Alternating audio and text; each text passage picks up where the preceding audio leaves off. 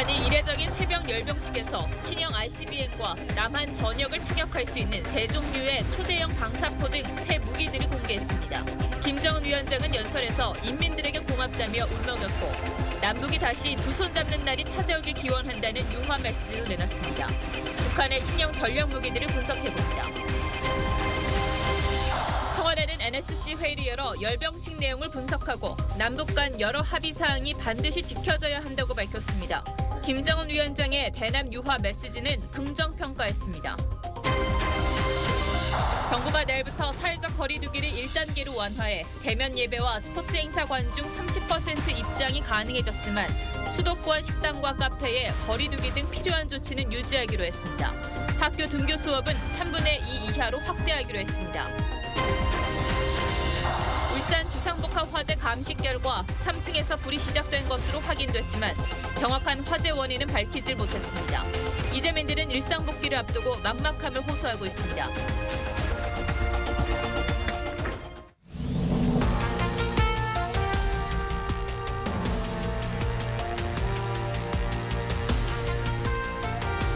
여러분 안녕하십니까? 박정훈입니다. 북한이 어제 새벽 열병식에서 핵탄두 여럿을 한꺼번에 실을 수 있는 것으로 보이는 신형 ICBM을 공개했습니다.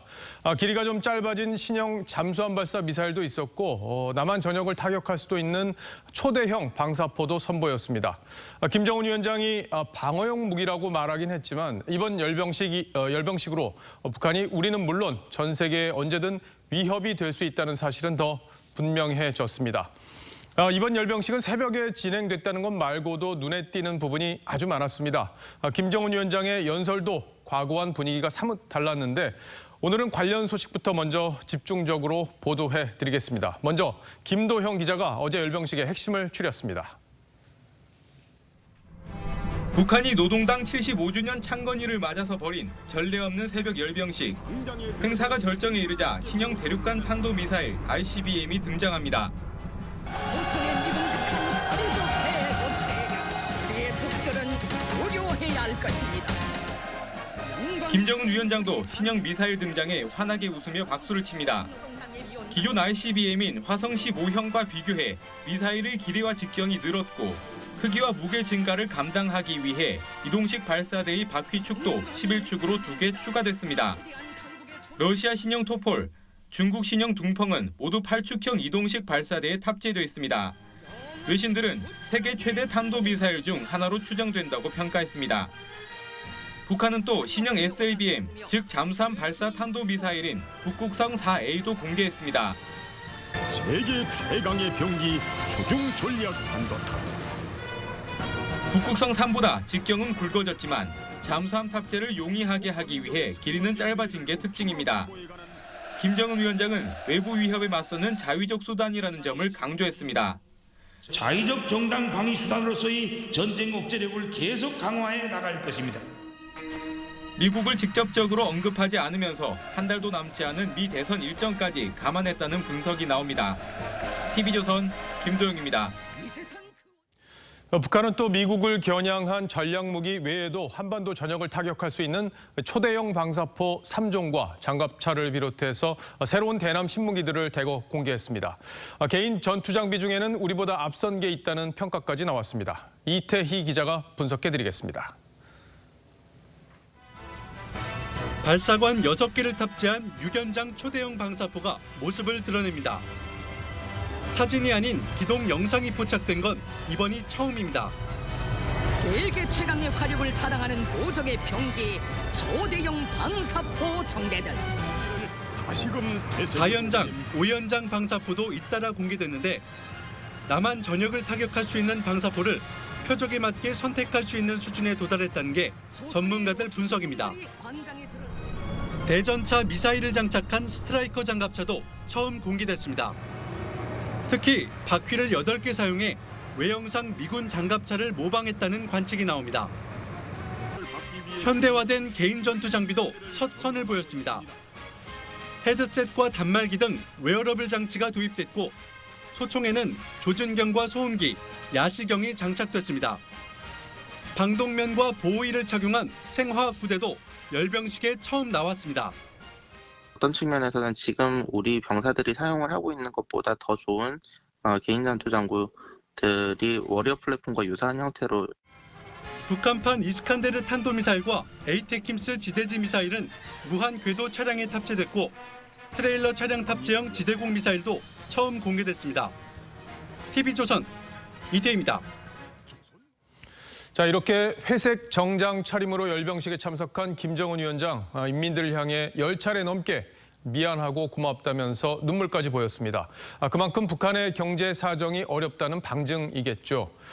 남한을 향해선 다시 손을 맞잡는 날을 기원한다고 했습니다. 심야 열병식을 강조하기 위한 기획들도 눈에 띄었는데 전투기 날개에 LED를 달아서 분위기를 띄우기도 했고 시내에선 불꽃놀이도 있었습니다. 열병식 현장의 모습은 이채림 기자가 정리했습니다. 너무도 미안하고 이 영광의 밤에 그들 모두와 함께 있지 못한 것이 마음이 아픕니다. 25분간 연설에서 정장 차림의 김정은 위원장은 인민에게 고맙다는 말을 12번 반복했습니다. 또 미안하다는 말과 함께 연설 중간 눈물을 훔치기도 했습니다. 군사력 강화를 강조하면서도 먼저 사용하진 않을 것이라고 했습니다.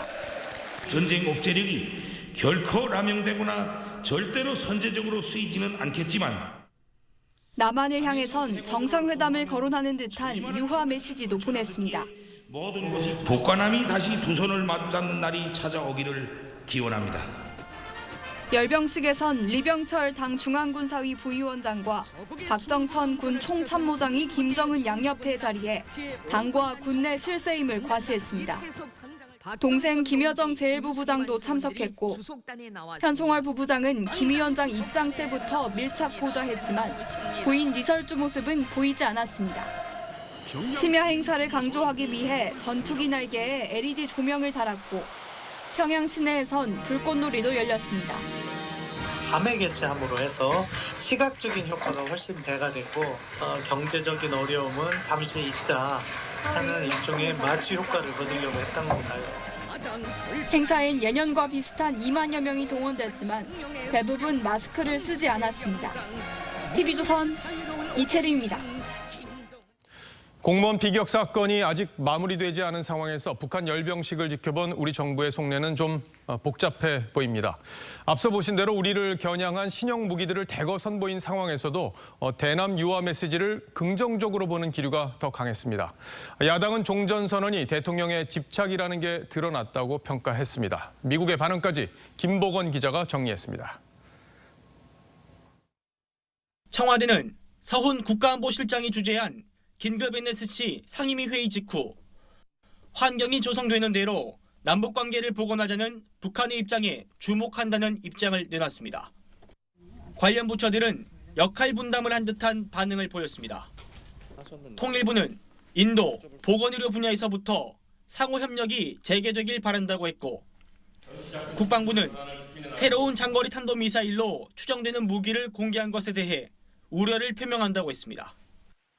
국회 외교통일비원장인 민주당 송영길 의원은 김정은 위원장의 발언에 대해 남녘 동포들에 대한 애정을 표시한 것이라며 종전선언 필요성을 재차 강조했습니다. 하지만 야당은 평화 프로세스와 핵 미사일은 함께 할 수 없다며 종전선언에 허상이 드러났다고 비판했습니다. 미국 본토와 우리 국민을 정조준하는 미사일을 두 눈으로 확인하고도 기승전 종전선언입니다. 트럼프 행정부 고위 관계자는 북한이 금지된 핵과 탄도미사일을 계속 우선하는 것에 실망했다고 밝혔습니다. TV조선 김보건입니다.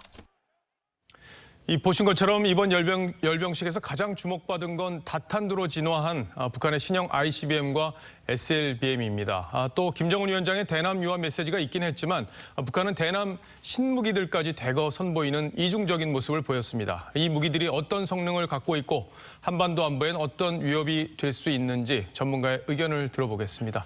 조선일보 유용원 군사 전문 기자와 함께합니다. 자, 어서 오십시오. 안녕하세요. 예. 자, 어제 북한이 공개한 ICBM이 가장 관심을 모으고 있는 그런 무기가 됐는데 이제 직경이 커졌고 길이도 좀 길어졌어요. 네. 이게 이제 다탄두라고 북한이 발표하지는 않았지만 사실 네. 다탄두의 가능성이 높다 이렇게 지금 분석이 되고 있는 거죠. 네, 그렇습니다. 왜냐하면 기존에 이제 가장 큰 게 북한의 화성 15형인데 이 길이가 21에서 22m, 직경은 2.4m 정도인데 뭐 어제 등장한 북한의 신형 ICBM은 그보다 한 2m 정도가 긴 예. 길이가 한 23에서 4m, 직경은 2.5m 이상이 되는 걸로 보입니다. 근데 북한은 이미 화성 15형에서 최대 사거리 13,000km로 뉴욕을 포함한 미국 전역을 돌아올 수 있는 사거리는 이미 확보가 했어요. 예. 그러니까 확보가 됐기 때문에 사거리 연장보다는 탄두 정량 증대에 이제 주 초점을 맞춘 것으로 보여지고요. 그래서 신형 ICBM은 화성 15형에 비해서 2배 정도의 탄두를 달 수 있는 걸로 보고 직경도 커졌기 때문에 한 2개에서 3개 정도의 그 다탄두를 장착할 수 있는 것으로 이렇게 추정을 하고 있습니다. 예. 또 아까 저 화면에서도 리포트에서도 보셨지만 그 이제 텔이라고 하죠. 이동식 네. 발사대. 거기에 보면은 바퀴 수가 두 축이 늘어나서 이제 총 22개 바퀴로 이제 기동을 하게 됐는데 네. 그렇게 되면은 지금 현존하는 ICBM 중에서 이게 가장 큰 거다. 새로 나온 신형 ICBM이 그렇게 네. 평가할 수도 있습니까? 네, 오늘 새벽부터 미국이나 일본 전문가들 사이에 정말 북한이 세계 최대의 괴물을 만들었다. 괴물이요? 예, 이런 이제 표현들을 쓰고 있는데 실제 이제 중국의 둥펑 41이나 러시아의 토포렌 같은 신형 ICBM도 길이가 21에서 22m 정도이고요. 이동식 발사대는 8축청, 그러니까 바퀴가 16개 달린 겁니다. 북한 신형 ICBM보다 6개가 적죠. 예. 그래서 그런 면에서 보면 세계 최대급이라 할 수 있습니다. 물론 고정식은 이보다 좀 큰 게 있는데 이동식 ICBM 중에는 세계 최대 규모라고 할 수가 있죠. 그러니까 크기가 그만큼 크면은 화력도 그만큼 크다 이렇게 평가할 수 있습니까? 그러니까 무게도 늘어나고 그다음에 이제 연료를 많이 실을 수 있지 않겠습니까? 예. 그러니까 거기에 따라서 사거리나 이제 탄두 중량을 늘릴 수 있다고 볼 수 있는 거죠. 예, 그렇군요. 자, 근데 이제 관심이 ICBM 북한의 ICBM이 이제 세계에서 한 5나라 북한을 빼고 한 5나라 정도 갖고 있는 그런 상황인데 네. 이 재진입 기술, 그러니까 네. 대기권에 우주로 올라갔다 다시 이제 우주에서 이동한 다음에 대기권으로 재진입하지 않습니까? 네. 그때 이제 재진입 기술이 완성이 됐느냐를 놓고 미국과 북한의 평가가 좀 다르게 나왔었어요. 네. 그게 이번에는 이제 2017년에 이제 화성 14형이 15형이 발사가 됐었고 그 이후에는 이제 3년 가까이 미사일 발사 실험이 없었기 때문에 네. 그 기술을 보완했는지 여부가 이제 관심이 많은 부분인데 여기에 네. 대해서는 어떻게 평가하고 계십니까? 그러니까 2017년에 북한이 화성 14, 15형을 쏠 때 2,000에서 4,000km 이상, 5,000km 가까이 올라갔다가 다시 재짐을 했지만 이것은 정상적인 비행 궤도가 아닌 고각 발사였습니다. 예. 그래서 정상적인 비행 궤적에 비해서 이 마찰열이나 이런 게 적을 수밖에 없는 상황이었어요. 그렇기 때문에 재진입 기술이 아직 확보가 안 됐다고 보는 것인데 그에 앞서서 북한은 이제 중거리 화성 12형의 경우는 실제로 정상적인 비행 궤도로 몇 차례 발사를 해서 시험을 했는데 어느 정도 성공한 것으로 보여지고요. 예. 그렇기 때문에 ICBM의 재진입 기술에 대해서는 아직 검증은 안 됐지만 적어도 가까운 시일 내에 확보할 가능성은 많다고 전제를 하고 대비를 하는 것이 맞다고 생각이 됩니다. 예, 이제 방어를 하는 입장에서는 그런 상대가 기술을 완성했다고 보는 전제 하에서 대비를 해야 된다 이런 말씀이고요. 네. 자, 조금 전에 이제 SLBM 그러니까 잠수함에서 발사되는 미사일도 이제 신형이 선보였잖아요. 네. 이게 이제 좀 길이가 좀 짧아졌다 이런 평가가 나오던데 네. 이건 기술적으로 어떤 진보가 있었다고 평가하십니까? 그러니까 길이가 짧아진 게 좀 이상하게 생각하시는 분들이 있는데 북한의 기존 SLBM은 심포급이나 이제 로미오 3급은 로미오 개량형은 이제 함교라고 그래서 잠수함이 튀어나온 부분에 구멍을 내서 실습니다. 예. 그러다 보면 여러 발을 싣기가 힘들어요. 서너 발 이상 힘든데 그래서 선진국의 경우는 이 선체에 뒷부분 쪽에 이제 뒷부분에 여러 개의 수직 발사기를 실어서 SLBM 탑재하는 형태인데 그러다 보니까 북한이 지금 4,000에서 5,000톤급 신형 잠수함을 건조하는 것으로 알려져 있는데 예. 여기는 한 6발 정도를 탑재하는 걸로 알려져 있습니다. 근데 이 선체에 실으니까 선체 직경보다 그 SLBM이 크면 안 되지 않겠습니까? 예, 예. 근데 직경이 10m이기 때문에 이 북성 3형의 길이가 10m입니다. 그래서 이보다는 작아야 신형 4, 5천 톤급 잠수함에 실을 수 있을 걸로 이제 판단이 되고요. 그런 면에서 이번에 이제 직경은 커졌지만 길이는 짧아진 예. 북극성 4A형이 이제 등장한 것으로 보여집니다. 그러니까 지난번에 이제 국회에서 서욱 국방장관이 그 4,000톤급 이상의 잠수함 북한의 개발 이거에 대해서 처음에는 이제 내라고 답변을 했다가 인정하는 답변을 했다가 나중에 이제 발언록에서 삭제해달라는 요청을 했었는데 네. 그 기사를 이제 가장 먼저 쓰셨잖아요. 네. 지금 현재 정부에서는 북한이 4,000톤급 이상을 개발하고 있고 여기에 6개의 SLBM을 실을 수 있는 잠수함을 개발이 거의 완성이 되고 있다고 이렇게 지금 평가하고 있다고 봐도 될까요? 네, 공식적으로는 확인은 안 했지만 정경도 장관이 8월에 국회 국방위에서 로미오급 개량형 외의 신형 잠수함을 이제 건조하고 있다고 밝혔습니다. 예. 그게 이제 그 4,5톤급으로 추정되는 이런 잠수함이고요. 서욱 장관이 이제 그 답변한 내용을 보면 완전히 부인한 게 아니고 잘못 실수로 말한 것을 거둬들인 형태의 답변이었어요. 그렇기 때문에 건조가 어느 정도 진전됐다고 보는 게 맞을 것 같습니다. 예. 자, 오늘 저희들이 이제 좀 보도를 좀 해드렸는데 이 대남 신무기들도 사실 좀 관심을 우리가 더 가져야 되지 않냐 이런 얘기들이 지금 나오고 있어요. 왜냐하면 이건 ICBM이나 SLBM은 미국을 겨냥한 거라는 평가가 많기 때문에 이제 초대형 방사포 신종이 3개가 선보였다 이런 평가가 나오고 있는데 이건 성능이 어떻게 개량됐다고 봐야 될까요? 그러니까 우리가 사실은 이 SLBM이나 ICBM 같은 전략 무기 외에 우리를 직접 위협하는 타격하는 신형 전술 무기에 사실은 주목을 좀 할 필요가 있습니다. 말씀하신 초대형 방사포도 3종류나 이렇게 나왔고요.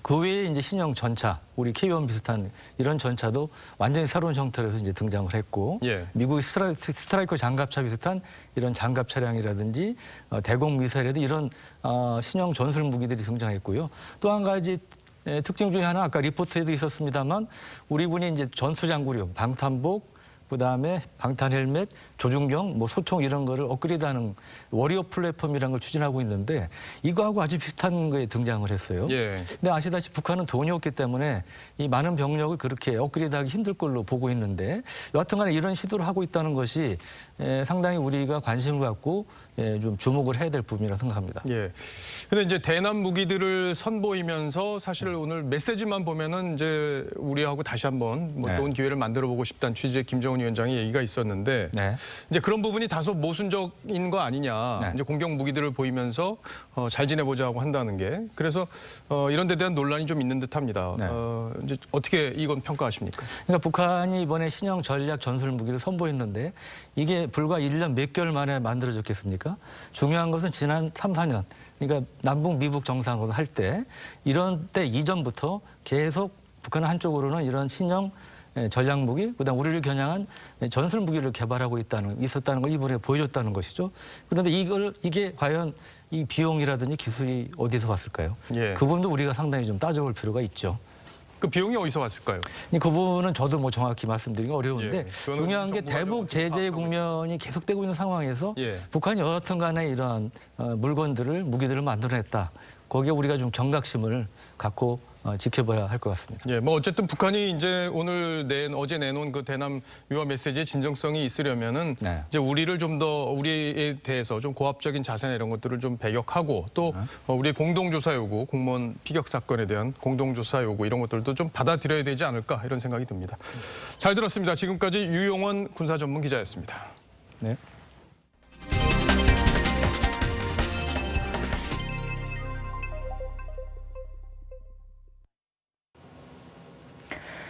네, 정부가 내일부터 사회적 거리 두기를 1단계로 완화하기로 했습니다. 우려했던 추석 연휴를 지나 코로나19 확산세가 어느 정도 억제되고 있다는 판단에서인데요. 이제 대면 예배가 가능하고 프로야구 관람도 일부 허용됩니다. 다만 여전히 지금의 조치를 유지해야 하는 곳도 있는데 어떻게 바뀌는 건지 최원영 기자가 설명하겠습니다. 내일부터 노래 연습장과 뷔페 이용이 가능해집니다. 정부가 자제 권고란 단서를 달았지만 실내 50인, 실외 100인 이상 모임도 가능합니다. 스포츠 경기는 수용 인원의 30%까지 관중 입장이 허용되고 교회도 30% 이내에서 대면 예배가 가능합니다. 다만 소모임과 식사 등은 여전히 금지됩니다. 시설의 운영 중단은 최소화하면서 대상별 위험도에 따라 정밀 방역을 강화합니다. 방문 판매 등 직접 판매 홍보관은 집합 금지를 유지합니다. 수도권의 식당과 카페 등은 테이블 간 1m 거리 두기 의무화를 유지해야 하고 전시회나 콘서트 등 100명 이상 행사도 가능하지만 면적 4제곱미터당 1명으로 밀집도를 낮춰야 합니다. 클럽 등 유흥시설도 인원을 제한합니다. 대규모 인원이 모이는 경우에는 시설 면적 4m 제곱당 1명으로 인원을 제한해야 됩니다. 이 인원 제한 규정은 강제 사항입니다. 정부는 또 한 달 계도 기간을 거쳐 다음 달 13일부터 마스크 미착용 시 과태료 10만 원을 부과하겠다고 밝혔습니다. TV조선 최연영입니다. 전국 학교의 등교 수업도 확대가 됩니다. 학교에 따라 매일 등교도 가능해졌는데요. 수도권의 대형 학원도 다시 문을 열게 됩니다. 이어서 유지연 기자입니다. 사회적 거리두기 1단계 조정으로 전국 학교의 등교 인원 제한도 기존 3분의 1 내에서 3분의 2로 늘었습니다. 이 기준 하에 초등 저학년은 주 3회 이상 등교를 확대 실시한다는 방침입니다. 밀집도 기준 예외 적용 학교도 기존 60명 이하에서 300명 내외로 완화됐습니다. 이에 따라 지역별 학교별로 오전, 오후반, 오전, 오후 학년제 등을 도입하면 매일 등교도 가능하게 됩니다. 지역과 학교 여건, 사정에 따라 학교 밀집도를 더 유연하게 적용할 수 있습니다. 이 같은 방침은 다음 한 주 준비 기간을 거친 뒤 오는 19일부터 본격 적용될 예정입니다. 8월 중순 이후 운영이 중단됐던 수도권의 300인 이상 대형 학원도 집합 금지에서 제한으로 조치가 완화됐습니다. 12월 3일 수능을 코앞에 두고 대형 재수학원 등에서 대면 수업이 가능해지게 됐습니다. 다만 다중이용 시설에 해당되는 학원 교습소는 핵심 방역 수칙을 의무적으로 준수해야 합니다. TV조선 유지현입니다. 옵티머스 정관계 로비 의혹 관련 뉴스 전해드리겠습니다. 금융감독원은 금융권에서 저승사자보다 두려운 존재로 불리고는 하죠. 그런데 저희 취재진이 확보한 옵티머스 수사 관련 문건에는 금감원이 옵티머스 측에 우호적이었다는 전언과 진술이 여러 번 등장합니다. 검찰은 금감원 로비 의혹 실체와 배후 규명에 수사력을 모으고 있습니다. 먼저 장윤정 기자입니다. 2017년 9월 금융위원회로부터 경영개선 명령을 받은 옵티머스 자산운용 김재현 대표가 같은 해 12월 금융위 심사를 닷새 앞두고 양호전 옵티머스 회장과 나눈 통화 내용입니다. 그 변호사도 그 얘기하더라고요. 감독원에서 이 정도로 우호적으로 얘기하는 거를 잘 처음 봤다고. 이후 금융위는 옵티머스 자산운용에 대한 시정 조치를 유예했습니다. 검찰은 당시 금감원을 움직인 배후 존재 가능성을 염두에 두고 수사력을 집중하고 있습니다. 금감원이 피감 대상인 옵티머스 측과 처분을 앞두고 사전 조율한 듯한 정황이 불거진 것도 수사 대상입니다. 일부라도 좀 받아서 내용이라도 갖춘 건 조금 어려운 상황인가요? 그러니까 주중에 이제 내일 소위가 있어서 발표를 해야 되거든요. 보고할 때 아무래도 좀 그런 질문이 나왔을 때 일부가 실제 납입이 됐다 뭐 하면은 좀 더 이렇게 대응하기가 좀 편할 것 같아서 가능하다면. 한편 검찰은 구속된 김 대표로부터 지난 2018년 금감원 전국장 A씨에게 2천만 원을 송금했다는 진술도 확보한 것으로 파악됐습니다. A씨는 다른 뇌물수수 사건으로 1심에서 징역 2년 2개월에 집행유예 4년을 선고받고 항소심을 진행 중입니다. TV조선 장윤정입니다. 옵티머스 펀드 사건이 정관계 로비 의혹 사건으로 확대되면서 수사를 지휘해온 이성윤 서울중앙지검장과 윤석열 검찰총장의 갈등도 다시 부각되고 있습니다. 서울중앙지검은 보고 누락 의혹에 대해서 대검에 계속 보고해왔다면서 강하게 부인했는데요. 자, 이제 윤석열 총장이 어떻게 대응할지가 관심입니다. 특히 윤 총장이 출석할 국정감사장에 눈길이 쏠리고 있습니다. 검찰 분위기는 백연상 기자가 취재했습니다. 옵티머스 사건을 수사해온 서울중앙지검 측은 윤석열 검찰총장 보고 패싱 의혹을 강하게 부인했습니다. 범죄 혐의가 소명되는 로비스트의 수사 경과 등은 계속 빠지지 않고 대검에 보고했다는 설명입니다. 하지만 지난 6월 압수수색을 통해 정관계 인사가 거론된 대책 문건을 확보하고도 이를 윤 총장에게 보고하지 않은 것으로 알려졌습니다. 대검찰청은 일단 수사 상황을 지켜보자는 입장입니다. 대검 관계자는 수사를 다시 시작하는 입장인데 어느 부분이 미흡했는지 따지기보단 일단 수사가 잘 진행되는지 지켜보자는 게 중론이라고 전했습니다. 법조계 안팎에선 윤 총장이 보고 누락 의혹에 대해 감찰 카드를 꺼내긴 힘들 것으로 보고 있습니다. 한 고검장 출신 변호사는 지금 감찰 카드를 꺼낼 경우 무의미한 진실 공방으로 그칠 공산이 크다며 이번 국감에서 윤 총장이 정치적 중립성과 수사의 독립성 관련 작심 발언할 가능성이 높다고 전망했습니다. 윤 총장은 오는 22일 대검찰청 국정감사에 출석할 예정입니다. TV조선 백연상입니다. 울산 33층 아파트 화재 관련 뉴스 이어갑니다. 출동 소방관이 3층에서 처음 불꽃을 봤다는 증언대로 오늘 감식 결과 3층 야외 공간에서 불이 시작된 것으로 확인이 됐습니다. 그러나 현장이 완전히 불에 타 실화인지 방화인지 화재 원인은 밝히지를 못했습니다. 터전을 잃은 이재민들은 내일부터 일상으로 복귀해야 하는데 생필품도 없어서 막막함을 토로하고 있습니다. 하동원 기자가 취재했습니다. 33층 건물이 검게 그을렸습니다. 창문이 부서지고 불타는 적이 곳곳에 남았습니다. 집안 모습은 더 처참합니다. 창틀과 벽이 불타 갈라지고 살림살이는 잿더미로 변했습니다. 집을 둘러보는 이재민 입에서 연신 한숨이 흘러나옵니다.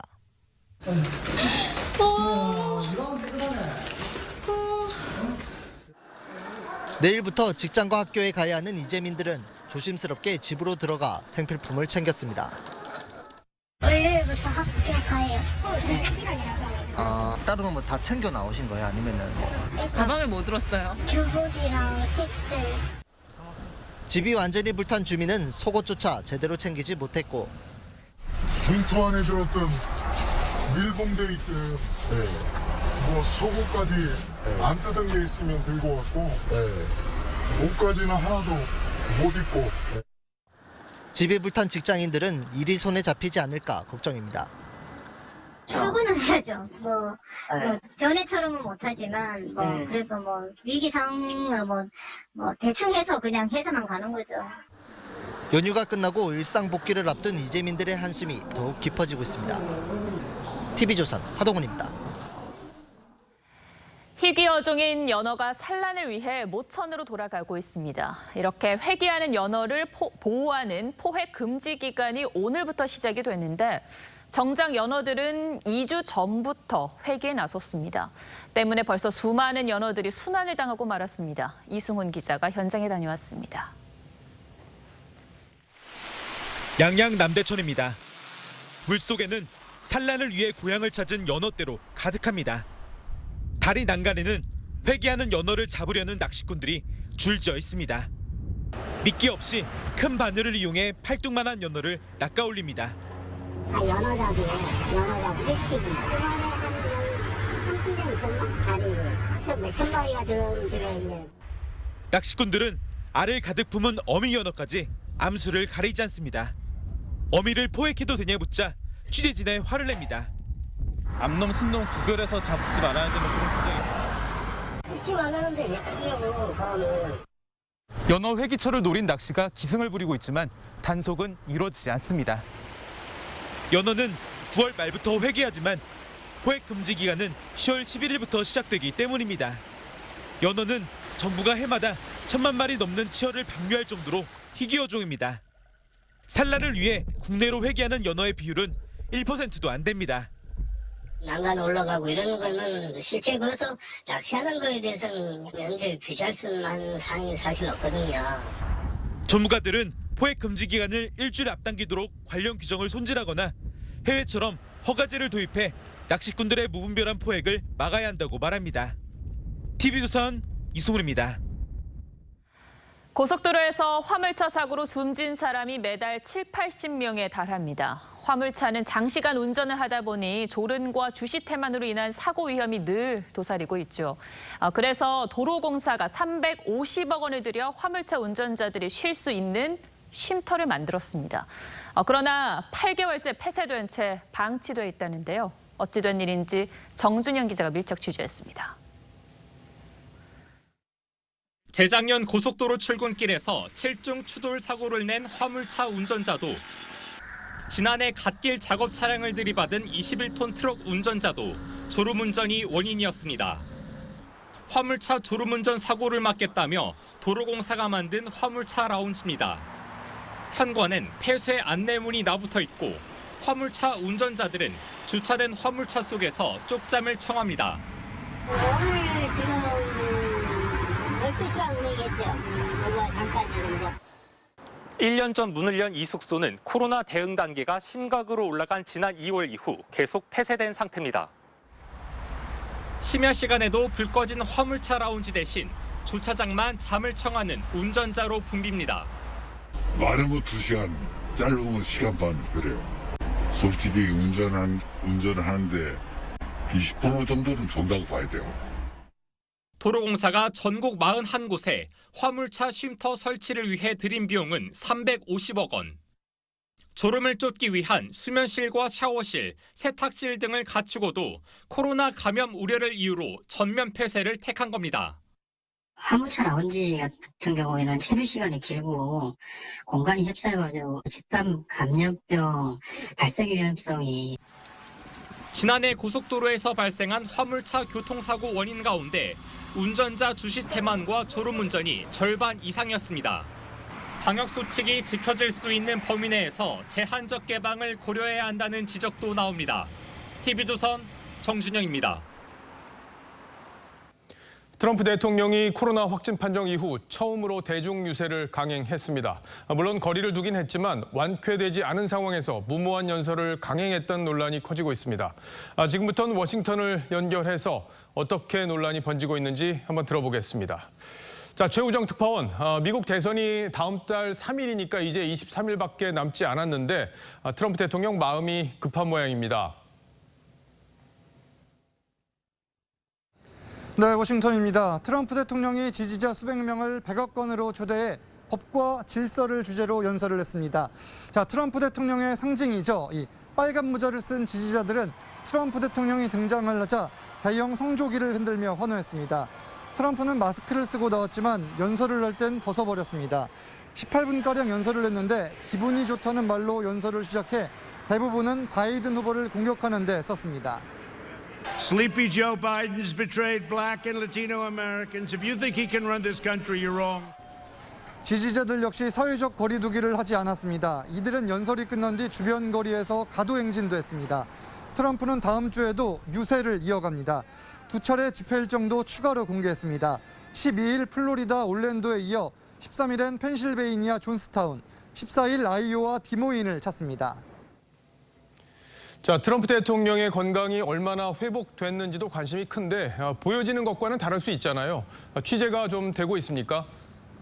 네, 기력을 조금 회복했다고는 해도 여전히 감염자입니다. 이 백악관 측에서는 더 이상 전염성은 없다 이렇게 밝혔지만 최종 음성 판정을 받았는지에 대한 질문에는 침묵을 하고 있습니다. 그렇다 보니까 아무리 발콘이라고 해도 이 감염자가 이렇게 연설을 해도 되는지 논란이 있을 수밖에 없습니다. 트럼프 입장에선 그렇다고 하더라도 지지층을 결집하고 지지율을 끌어올려야 하기 때문에 강행을 하는 것으로 보입니다. 이 앞서 말씀드린 다음 주 일정 또한 모두 격전지들입니다. 트럼프의 조바심을 잘 보여주는 곳들이라고 할 수 있는데 바이든은 이에 대해 무모하다고 일침을 놨습니다. 지금까지 워싱턴에서 TV조선 최우정입니다.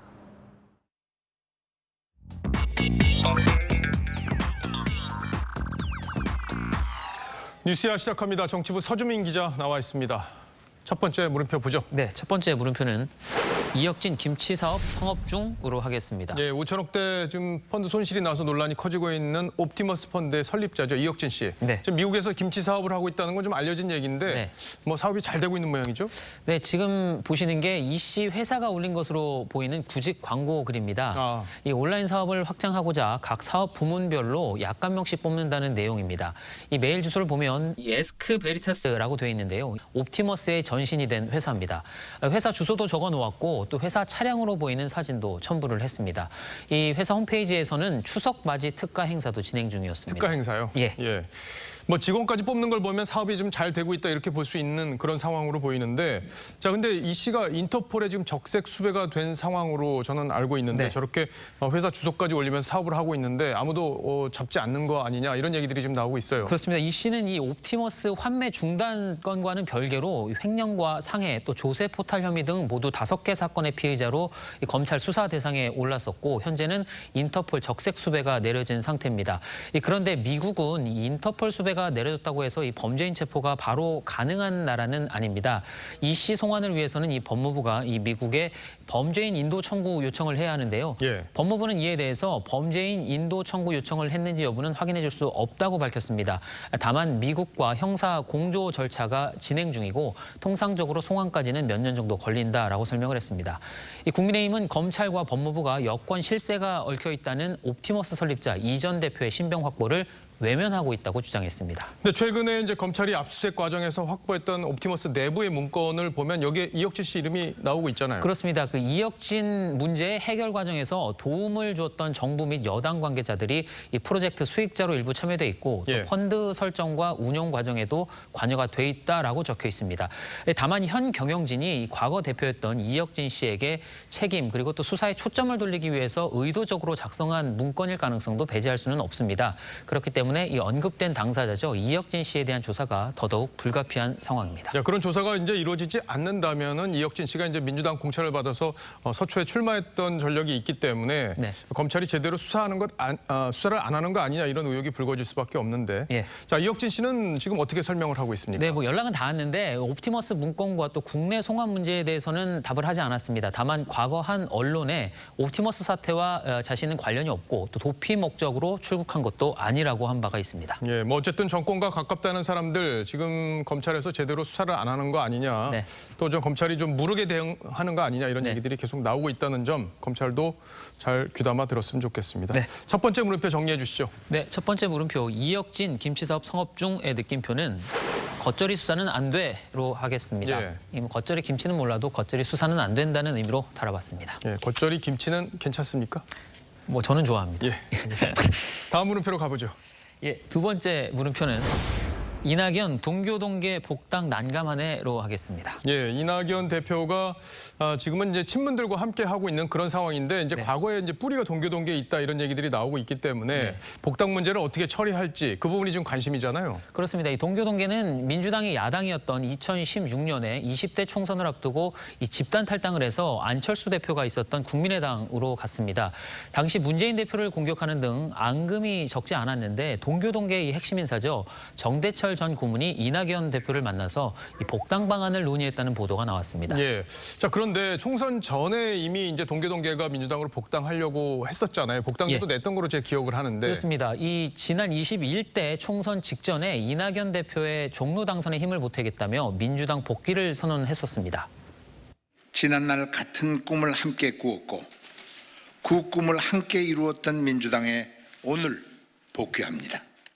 자, 그런데 이낙연 대표가 이제 대표가 된 지가 벌써 한 달이 넘었어요. 그런데도 아직 복당 처리가 안 되고 있는 건가요? 그렇습니다. 이 당내 반발 때문이라는 얘기가 많은데요. 이 복당 논의를 한다는 오늘 보도가 나가자 당장 친문 핵심이죠.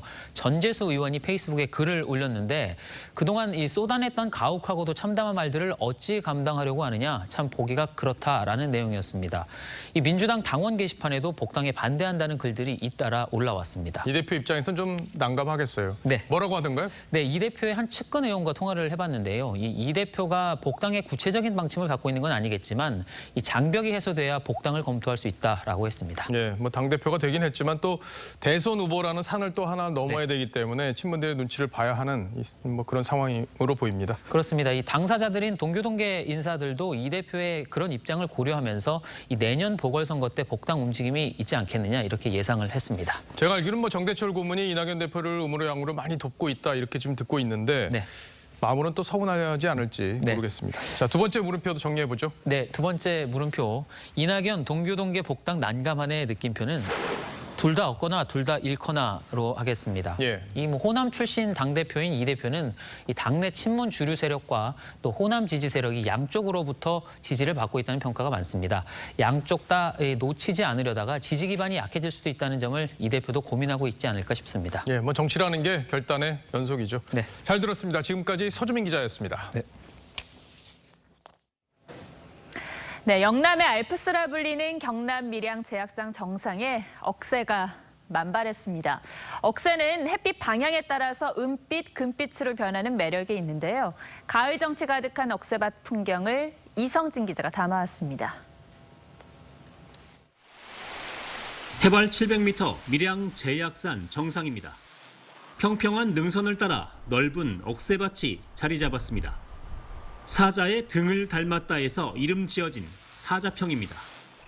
파란 하늘과 가을 햇살에 은빛 억새가 물결치듯 흔들립니다.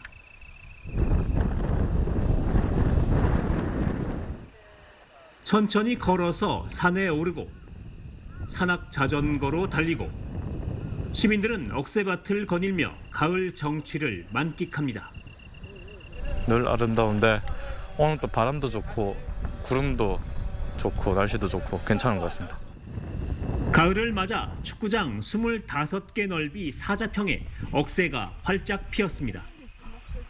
억새는 시간과 햇빛의 각도에 따라 은빛에서 금빛으로 바뀌어 환상적인 가을 풍경을 만들어냅니다. 밀양 사자평에는 화전민이 떠난 1990년부터 억새가 자생하기 시작했습니다. 지자체가 지난 20년 동안 억새밭으로 가꾸면서 멸종위기종 삭과 산골 조개 등이 서식하며 환경부 지정 습지보호구역으로도 지정됐습니다. 영남 알프스라 불리는 밀양 제약산의 사자평 억새는 이달 말까지 감상할 수 있습니다. TV조선 이성진입니다. 정규 시즌 막바지를 향해 가고 있는 프로야구 순위는 현재 2위부터 5위까지 대혼전 양상입니다. 이 가운데 LG의 기세가 무서운데 선두 NC와의 4연전을 모두 이기면서 2위 자리를 다지고 있습니다. 상동욱 기자입니다. 앞선 3경기를 싹쓸이한 LG는 오늘도 시작부터 앞서갔습니다. LG의 신인 선발 투수 남호가 3회까지 무실점으로 묶었고 2회 말 유강남의 솔로포로 기선제압에 성공했습니다. 4회 초 남호의 제구가 흔들리며 밀어내기 동점에 이어 역전을 허용했지만 신바람 야구는 무서웠습니다. 8회 말 박용택의 안타와 볼넷으로 만든 1사 1, 2루 기회. 오지환과 홍창기의 연속 2루타로 단숨에 승부를 뒤집었습니다. 송구 실책과 폭투까지 이어지며 자멸한 NC는 5연패에 빠지며 1위 자리도 장담할 수 없게 됐습니다. 올 시즌 맞대결 전적에서 9승 4패로 앞서며 천적임을 입증한 LG는 6연승을 질주하며 2위 자리를 굳게 지켰습니다. 재치 있게 상대 허를 찌르는 플레이에 경기를 끝내는 강력한 포핸드 드라이브까지. 우승을 확정지은 폴란드의 슈비온텍이 그대로 바닥에 주저앉습니다. 만 19살 나이로 23년 만에 10대 우승을 차지하며 고국의 사상 첫 메이저 우승 트로피를 안겼습니다. 파4 15번 홀, 7m가 넘는 버디 퍼트가 그대로 홀에 빨려 들어갑니다. 김세영이 대회 3라운드에서 3타를 줄이며 중간 합계 7언더파로 선두를 달렸습니다. 공동 2위 그룹에 2타 앞서며 생애 첫 메이저 우승에 한 발짝 다가섰습니다. TV조선 장도우입니다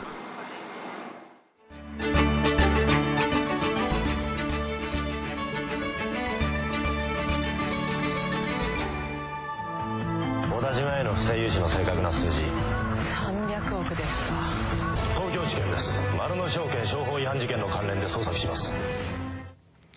1997년 일본의 초대형 금융 비리를 파헤친 도쿄지검 특수부를 다룬 영화 쥐바쿠의 한 장면입니다.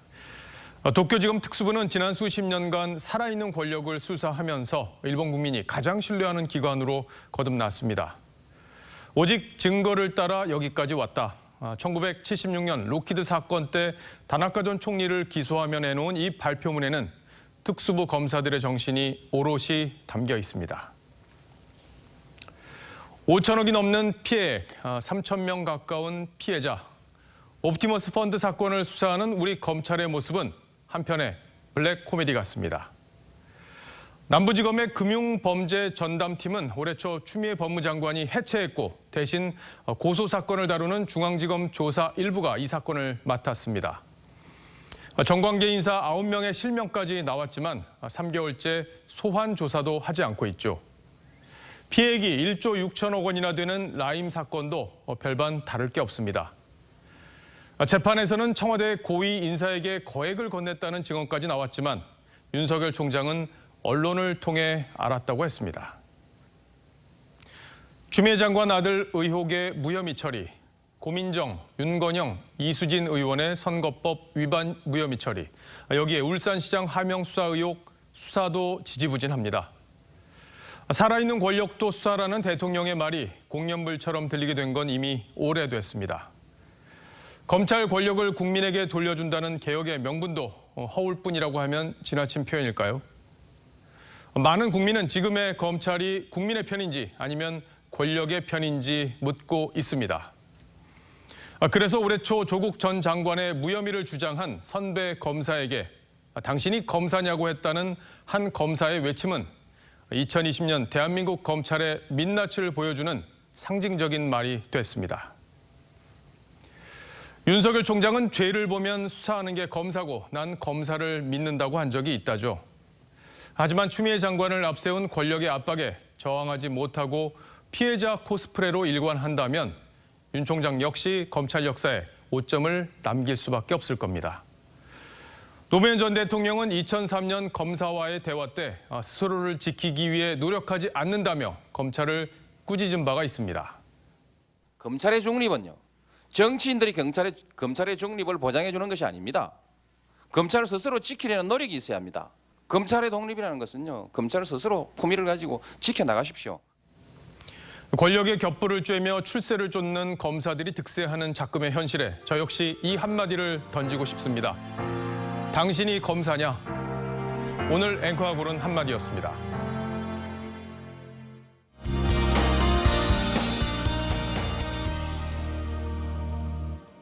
휴일 잘 보내셨나요? 내일부터는 다시 일상으로 돌아가야 할 때입니다. 내일 출근길 기온부터 살펴보겠습니다. 내일 서울의 아침 기온이 14도, 대전도 14도, 부산은 16도로 출발하겠습니다. 예년 기온을 2도에서 3도가량 웃돌면서 크게 춥지 않겠습니다. 낮에는 기온이 금세 오르겠는데요. 한낮 기온은 서울이 22도, 춘천 21도, 대구 23도 등으로 선선하겠습니다. 내일 새벽부터 아침 사이 내륙을 중심으로 짙은 안개를 주의하셔야겠고요. 경기 남부와 강원 남부, 충청 북부와 경북 북부를 중심으로 산발적으로 빗방울이 떨어지는 곳이 있겠습니다. 오후부터는 전국에 차츰 맑은 하늘이 드러나겠습니다. 다가오는 한 주간 내륙은 비다운 비 소식 없이 대체로 맑은 날씨가 이어지겠습니다. 때문에 대기가 점차 건조해지겠는데요. 화재 예방에 유의하셔야겠습니다. 날씨였습니다. 10월 11일 뉴스7 여기서 마치겠습니다. 시청해주셔서 고맙습니다.